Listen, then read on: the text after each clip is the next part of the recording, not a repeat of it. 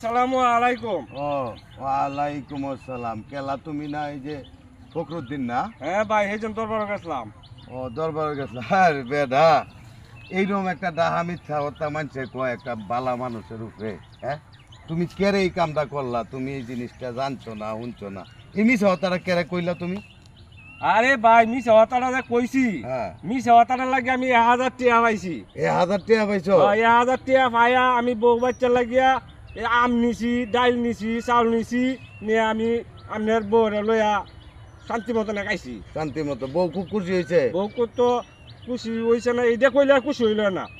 কইছো না তুমি ঘটনাটা কি দেয় এটা কইছো না? না, যে আমি এরকম মিথ্যা সাক্ষী দেয় একজন রে এই গাঙ্গের মাঝখানে ফালাই আন্না টেহা তোমার মনের যে এটা আন্না তোমরা লাগে এটা আনছি, এটা কইতা বউ রে? এটা কইলে আর খাইবো? শুনো, এটা করিও না, এটা করিও না। এই সমাজটার মধ্যে এমনি তো তুমি দেও নাই যে তোমার স্বাস্থ্য চেহারার অবস্থা কিতা, কয়দিন পরে মরিয়া যাই পাগা, বুঝছো? মানুষেরে মিথ্যা সাক্ষী দেওয়া ফাঁসায়ও না। এই যে একটা মানুষের ইজ্জত মারা গেল, ইজ্জতের দাম কত জানো? তুমি তো 1000 টাকা লইয়া শেষ, কিন্তু এই লোকটার যে ইজ্জত গেছে, লোকটা এখন মুখ দেখাইতে পারতেছে না। এমন হইতার এই লোকটা লাজ লজ্জায় আত্মহত্যাও করতারে। এই কাহিনী আর কোনোদিন করবা জীবনে? আর কোনো সময় করবা?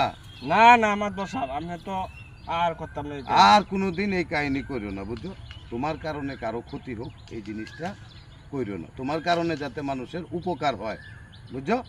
এই কাহিনীটা করবা, ঠিক আছে তো? ঠিক আছে আমার দোষা। আচ্ছা যাও ঠিক আছে। যাও যাও। তোমার ঘরে শুনো আর একটা কথা, তোমার যদি কোনো সময় বেশি অভাব লাগিয়া যায় আমার কাছে কইও, বুঝছো?